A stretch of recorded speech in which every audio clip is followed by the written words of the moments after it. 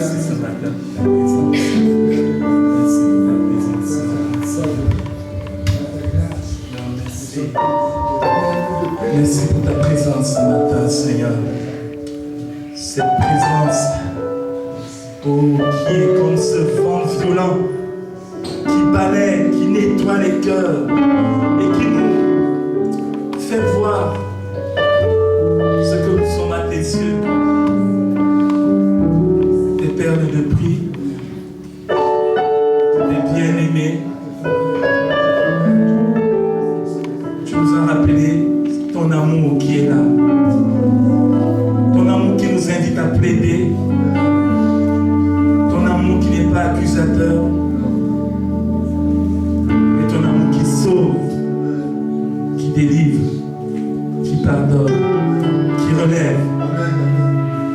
Dans le puissant nom de Jésus, qui guérit les maîtrissus du Fils de Dieu. Ses mains blessées, ses poignets souffrants. Oh Seigneur, tu étais blessé pour nos maladies. Tu étais blessé pour mes maladies, pour nos maladies. Le châtiment qui nous donne la paix est tombé sur toi, Seigneur Jésus.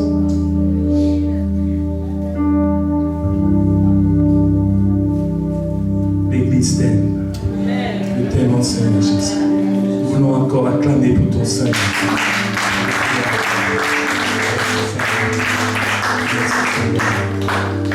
Gloire à Dieu.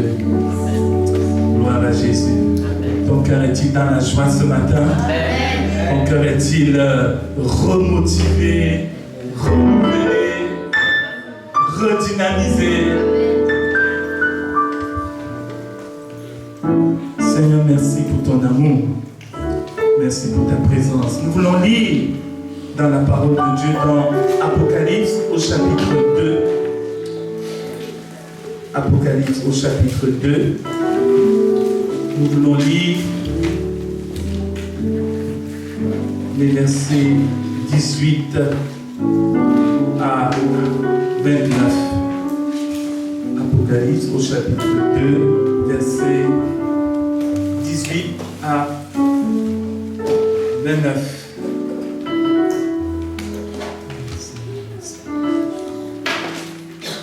Apocalypse 2, verset 18 à 29.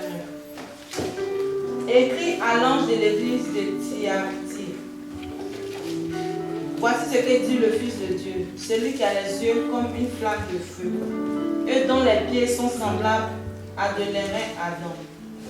Je connais tes œuvres, ton amour, ta foi, ton fidèle service, ta constance et tes dernières œuvres plus nombreuses que les premières.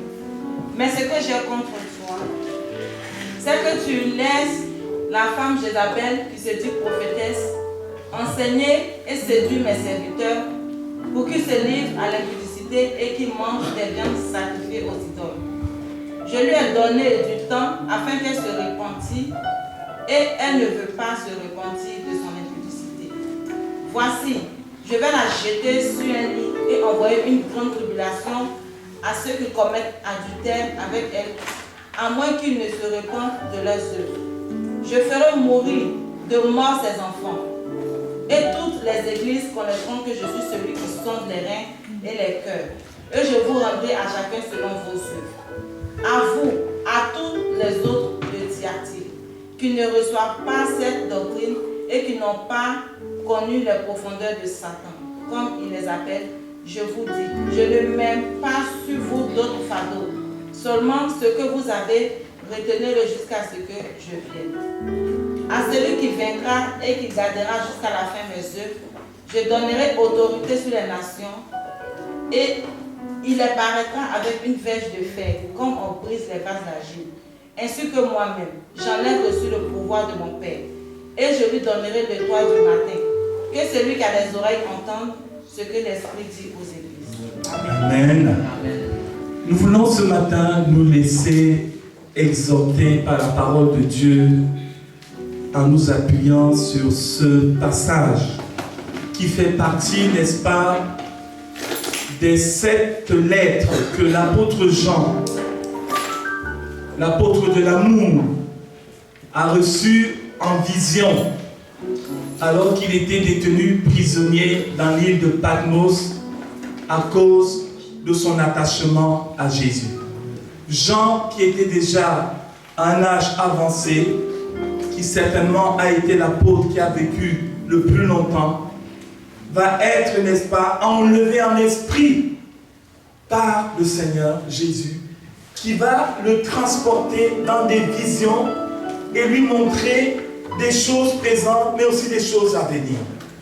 Et dans ce moment où Jean va recevoir ces visions, le Seigneur Jésus-Christ va se présenter à lui et lui adresser des paroles qui étaient destinées à 7 églises du début de l'ère chrétienne.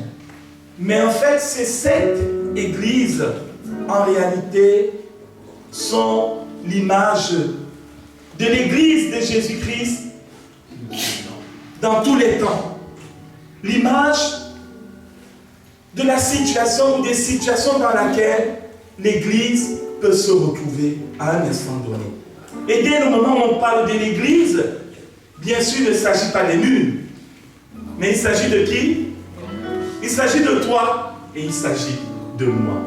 Autrement dit, ces lettres, et notamment celles que nous venons de lire, ont de l'importance. Ont de l'importance. Nous avons besoin de nous y plonger. D'ailleurs, au début de ce livre de l'Apocalypse, il est dit, heureux celui ou celle qui lit les paroles de ce livre. Amen. Amen. Nous voulons donc ce matin, n'est-ce pas, nous arrêter pour saisir ce que Dieu veut nous dire concernant cette lettre qui était adressée à l'église de Thyatire. Thyatire, c'était une ville située en Asie mineure. C'est l'équivalent de la Turquie actuelle. C'était une ville qui avait été construite 2 à 3 siècles avant Jésus-Christ. Thyatire était une ville commerciale, une ville dans laquelle était installée une garnison, n'est-ce pas, romaine. La ville de Thyatire était une ville célèbre pour la teinte des tissus en pourpre qui étaient réalisés. C'est dans cette ville, qui était donc une ville plutôt riche, une ville florissante, qu'est née, n'est-ce pas, une église. Et à l'époque, l'église n'avait pas de nom spécifique. On ne disait pas vie nouvelle, on ne disait pas l'église telle, il n'y avait pas de dénomination. On parlait de l'église d'une ville. D'où cette lettre qui s'adresse à l'église de Thyatire. On pense que l'église de Thyatire avait peut-être été fondée par Lydie. Vous vous souvenez de cette femme de distinction dans le livre des Actes des Apôtres au chapitre 16. On nous parle d'une femme de distinction. On parle d'un groupe de femmes qui se réunissaient au bord d'une rivière pour prier. Et parmi ces femmes, il y avait une femme qui s'appelait Lydie, qui était une vendeuse de tissus de pourpre. Et il est dit qu'elle était de Thyatire. Et on pense que cette femme, qui a été touchée par l'évangile, quand l'apôtre Paul est intervenu, qui a ouvert son cœur à Jésus, qui a cru, qui a accepté le Seigneur, on pense que cette femme, quand elle est retournée chez elle à Thyatire, elle aurait rendu témoignage. Et cette église de Thyatire est née. Amen. Amen. Je voudrais te dire ce matin que peut-être que dans tes rangs, il y a plusieurs églises qui vont naître. Ah, j'entends pas les amis. Je voudrais te dire ce matin, nous étions des hommes, des femmes sans valeur. Mais aux yeux de Dieu, des perles. Aux yeux de Dieu, Dieu voit le potentiel qu'il y a en nous. Cette femme, Lydie, est rentrée chez elle, elle a témoigné, et une église est née.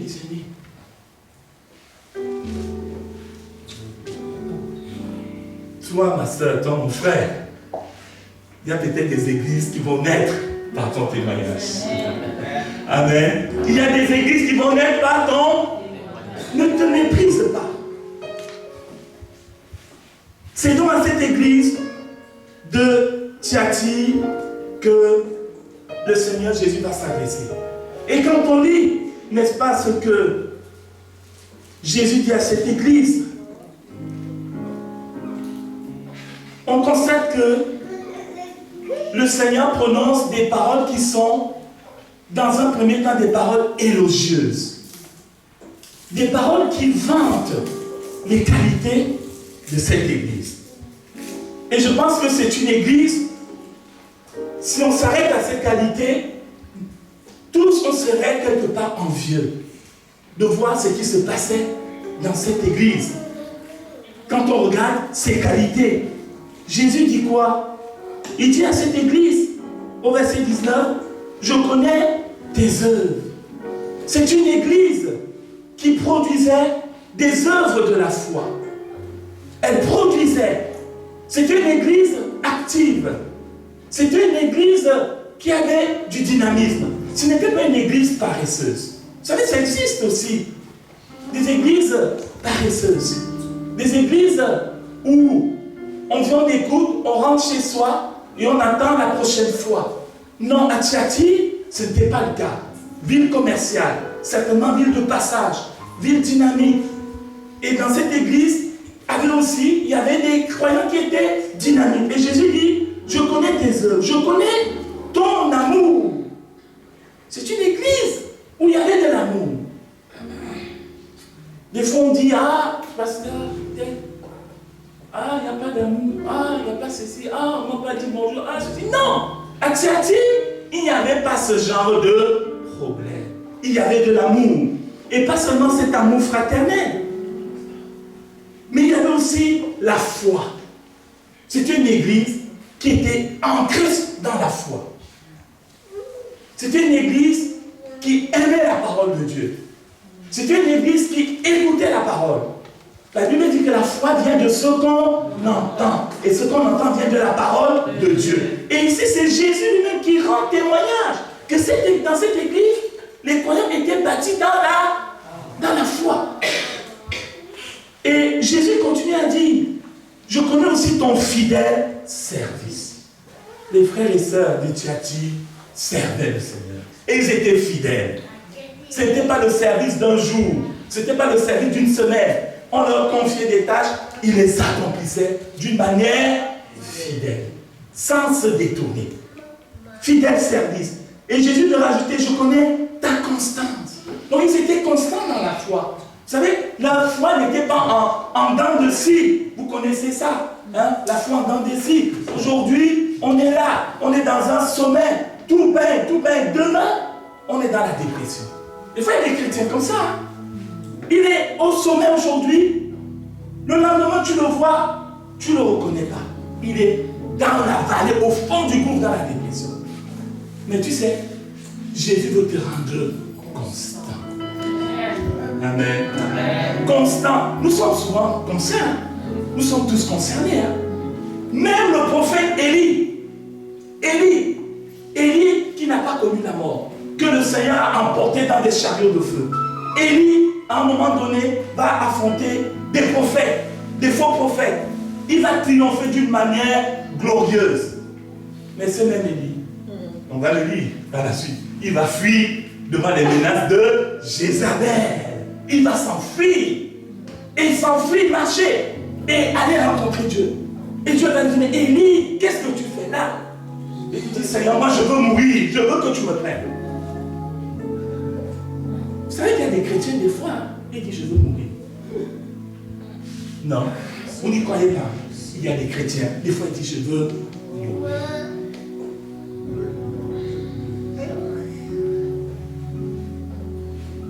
Thyatire, il n'y avait pas de chrétiens dépressifs. Ils étaient constants. Et le Seigneur Jésus te rajoutait tes dernières œuvres plus nombreuses que les premières. Wow. Une église agissante. Une église avec des œuvres, des actions. Peut-être qu'ils allaient visiter les malades. Peut-être qu'ils étaient dans les marchés pour aider. Peut-être qu'ils étaient... Bref, Jésus lui-même dit que cette église, les dernières œuvres, étaient encore plus nombreuses et plus denses que les premières. Amen. Amen. Si on s'arrête là, on dit Seigneur, je vais dans cette église.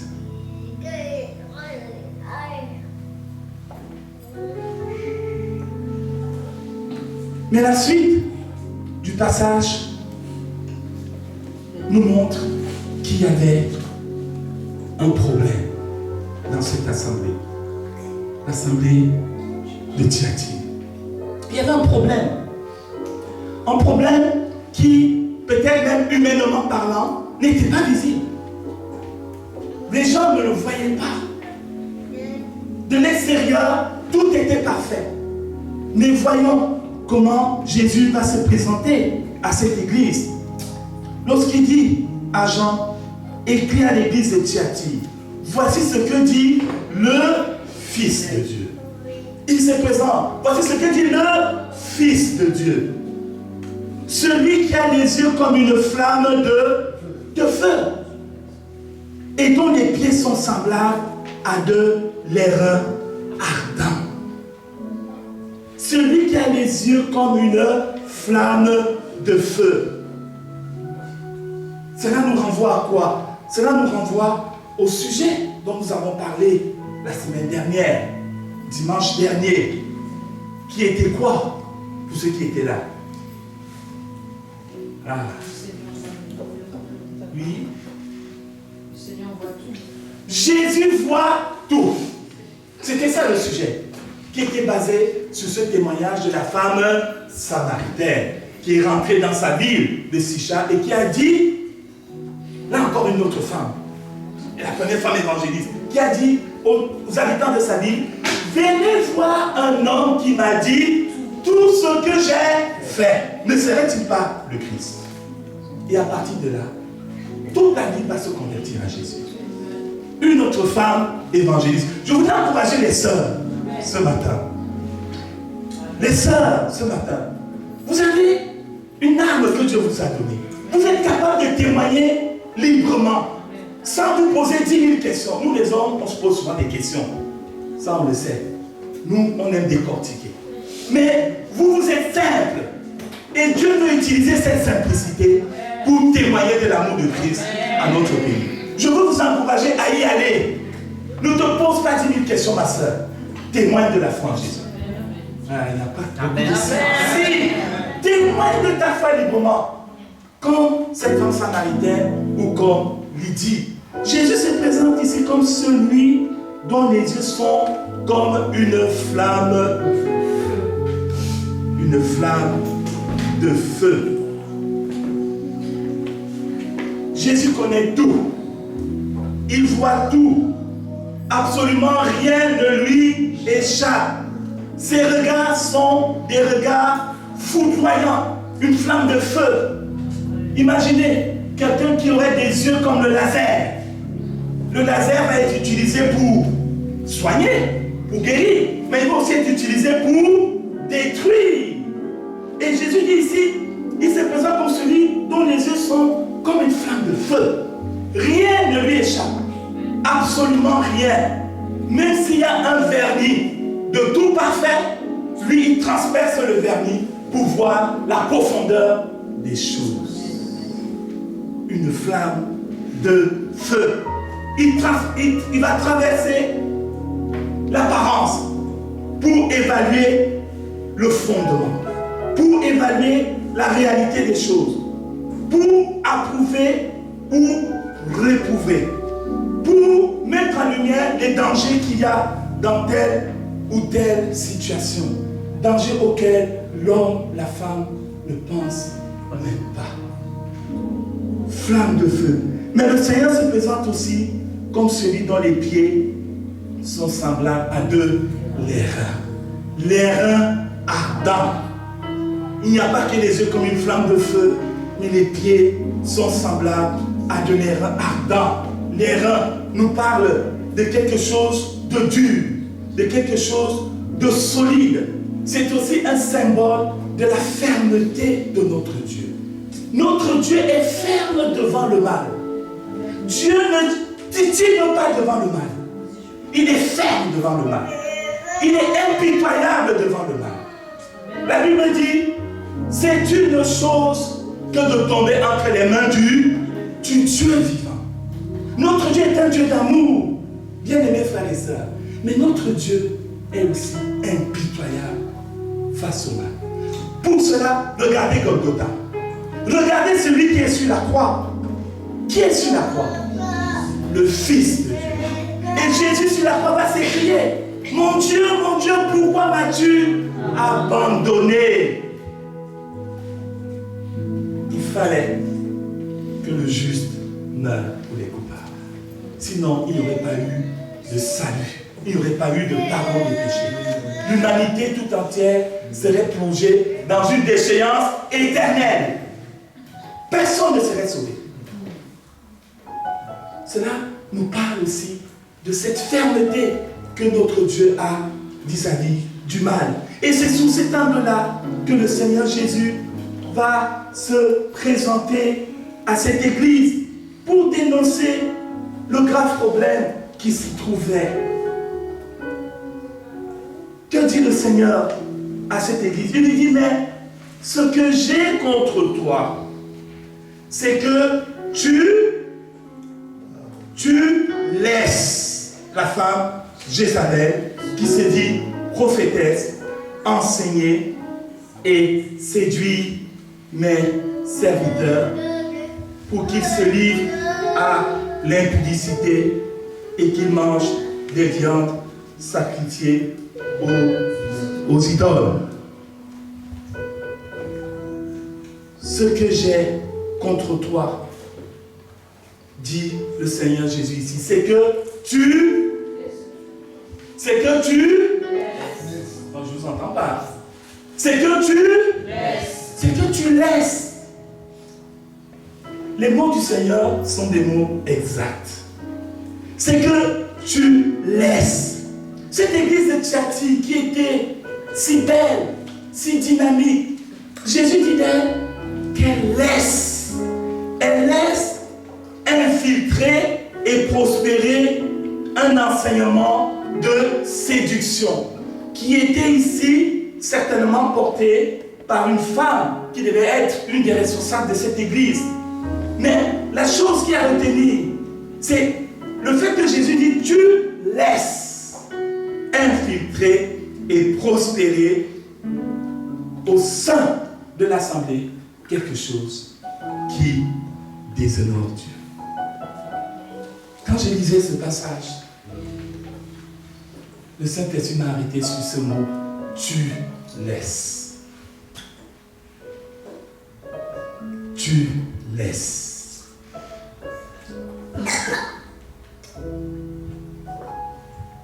Quand on dit de quelqu'un qu'il laisse quelque chose, ça sous-entend quoi?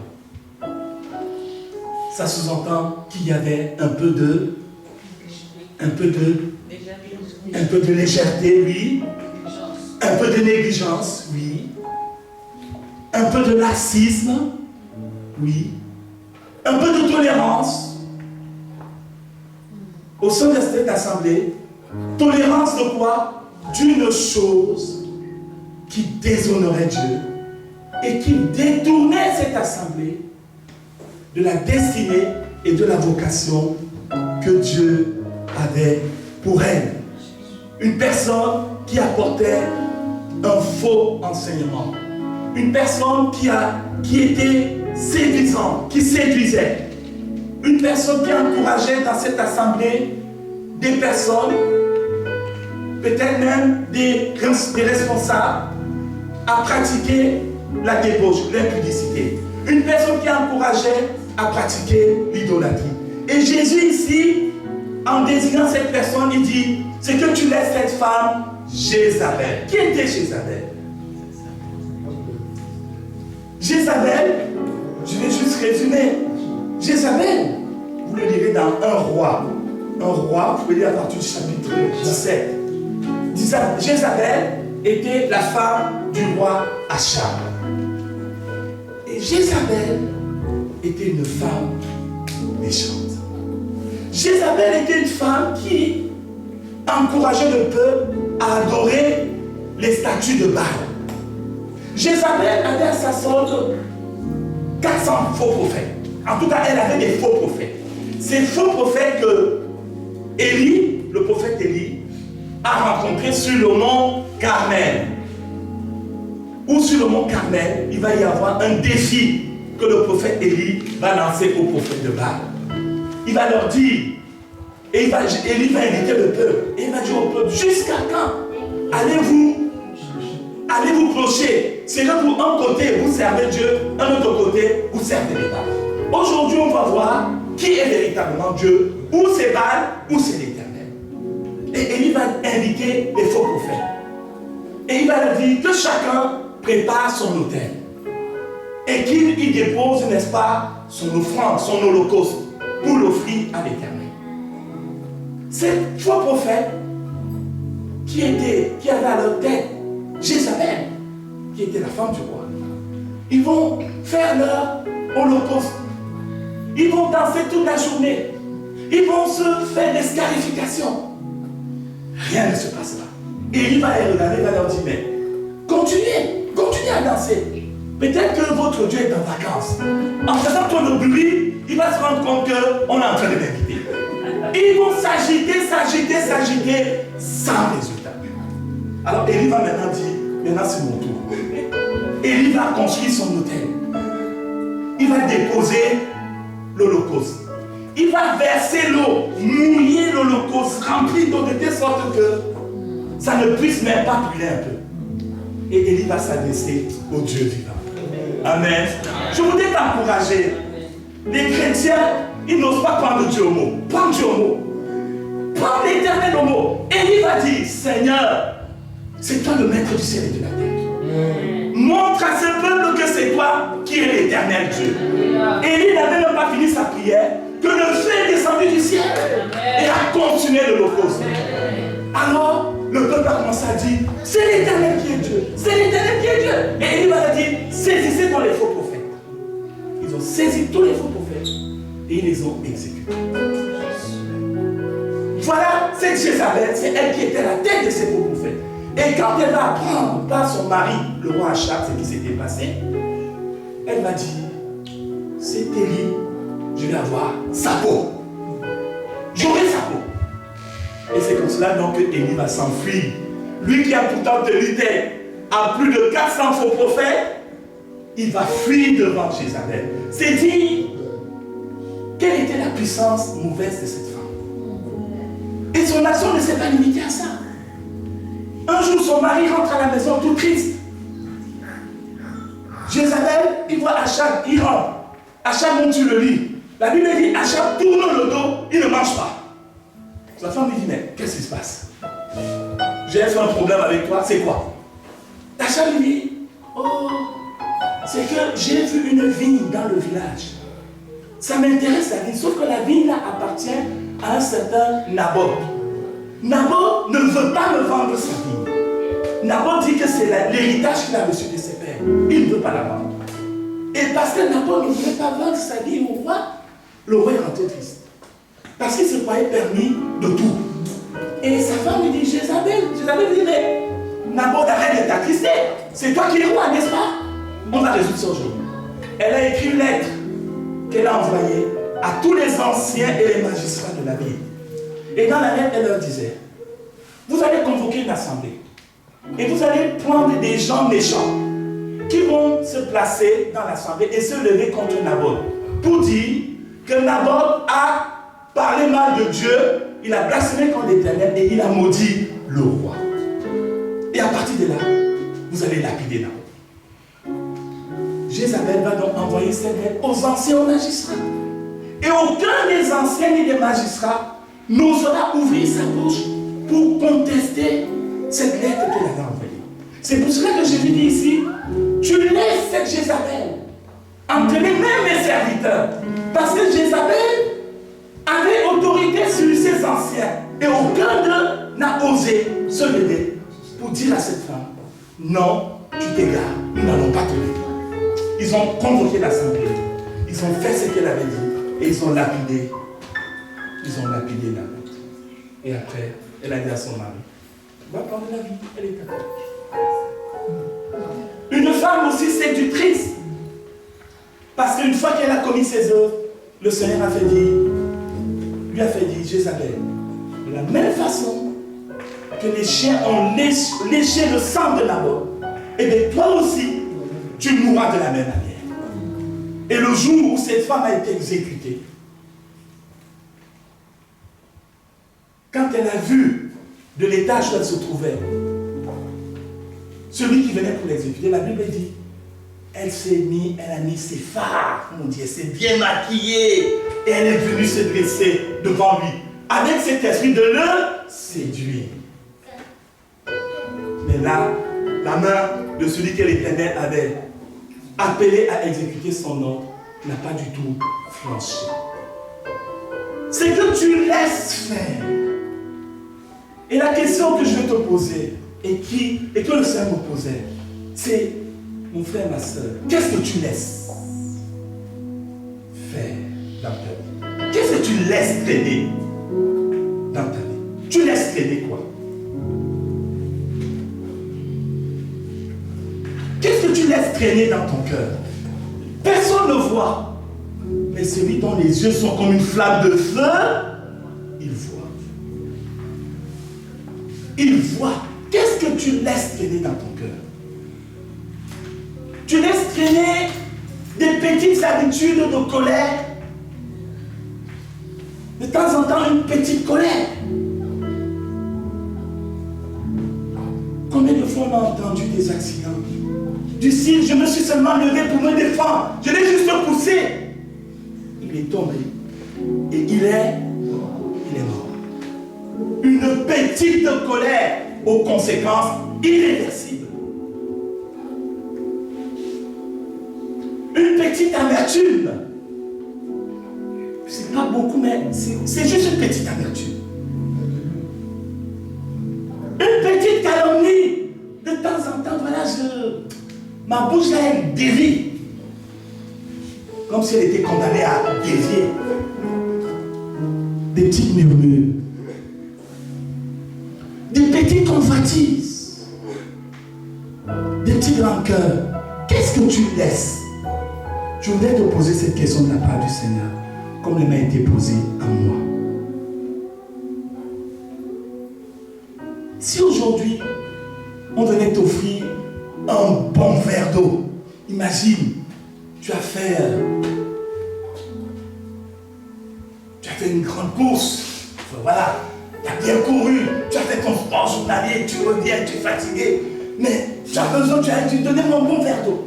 On vient t'offrir un bon verre d'eau. Mais on te dit, dans ce grand verre d'eau, on a juste mis un tout petit, 1 milliardième de milliardième de poison. Qu'est-ce que tu ferais? Tu prends le verre? Tu fais quoi? Tu vas refuser. Même si tu as soif. Parce que le milliardième des milliardièmes des milliardièmes là, il tue. Qu'est-ce que tu laisses traîner dans ta vie? Les petites choses, bien aimés frères et sœurs. Ne dit-on pas que les petites rivières font? Les petites rivières font quoi? Ah, je ne vous entends pas. Les petites rivières font de grands fleuves. Ça commence un peu, 2 peu, 3 peu, 4 peu, 100 peu, 1000 peu, 10 000 peu. Dans ta tête, tu te dis que c'est toujours des peu. Mais ce n'est plus des peu, c'est beaucoup. Tu es déjà en train de couler. L'église de Jésus-Christ ne doit pas cohabiter avec le mal. Amen. Dis à ton frère, ta soeur, ne laisse pas traîner. Ne laisse pas traîner des choses dans ta vie. Dis-le lui sincèrement, ne laisse pas traîner.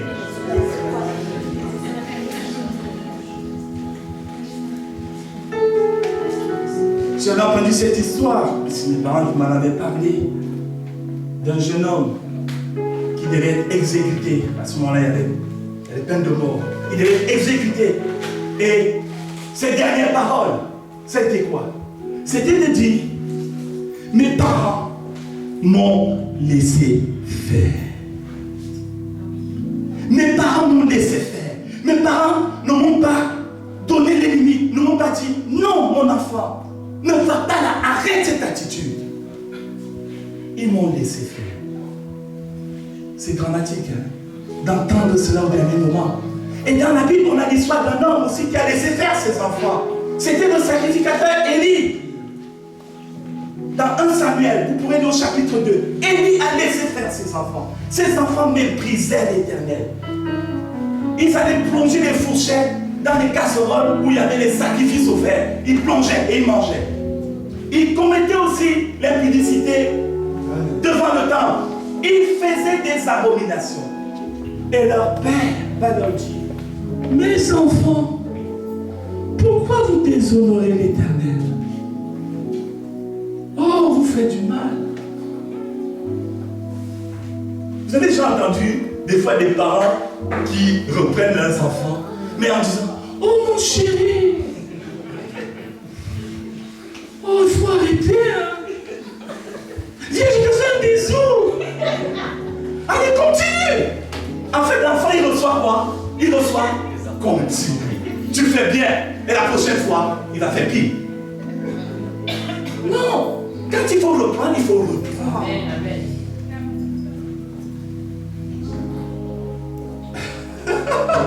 On parlait d'une histoire, on en a parlé récemment avec Emna, mon épouse, appelant d'une situation où Daniel, il était plus petit. Et il avait fait du cirque à sa maman dans le bus, tout petit. Et une fois sorti du bus, moi je n'étais pas là. Sa maman va le prendre de côté et lui dit, c'est la dernière fois. C'est fini, tu ne fais plus jamais ça. Et plus jamais, il ne l'a refait. Il y a des parents qui ne reprennent pas leurs enfants. Ils ne reprennent pas. Reprends l'enfant. La Bible dit. Que dit la Bible? Que tu peux avoir la verge. Nous sommes dans une société où on nous a dit on ne doit plus utiliser la verge.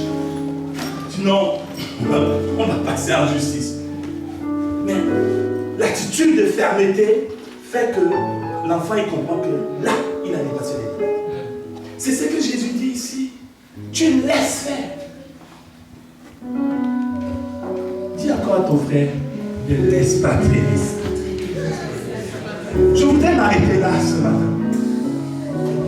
Je voudrais m'arrêter là avec ce message dans ton cœur. Ne laisse pas traîner. Et regardez comment le Seigneur est bon. Parce que Jésus dit à cette église, je lui ai donné du temps pour se repentir. Si le Seigneur, tu es comment? Les gens font le mal, mais il dit, je leur donne du temps pour se repentir.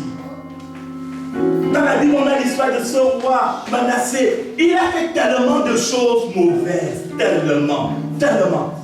Mais l'Éternel lui a donné le temps pour se repentir. Et à un moment, Manassé, il s'est humilié devant Dieu. Et Dieu a fait quoi? Dieu a pardonné. Je te dis ce matin que le Seigneur Jésus t'aime. Il t'aime. Et quand il fait un reproche, c'est pour qu'on soit meilleur. C'est pour que quand il va revenir, mais il nous prenne avec lui. Il ne veut pas en revenant nous trouver. La Bible dit, c'est Pierre qui dit, que Dieu use de patience envers chacun d'entre nous. Parce qu'il ne veut pas qu'à son retour, on soit dans la confusion.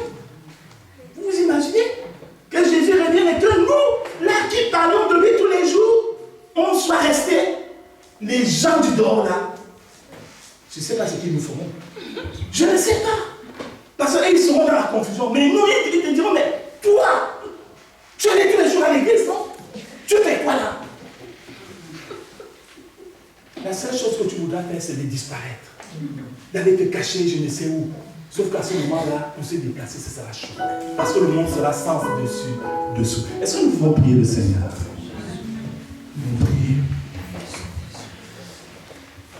Merci Seigneur. Si tu veux prier, tu peux lever la voix. Et tu pries le Seigneur pour ton fou par rapport à quelque chose où tu as réalisé que tu laisses traîner. C'est vraiment pas pour t'accuser, mon frère, ma soeur. Nous sommes tous concernés. Prends vraiment cette parole du Seigneur au sérieux. Ne la relativise pas.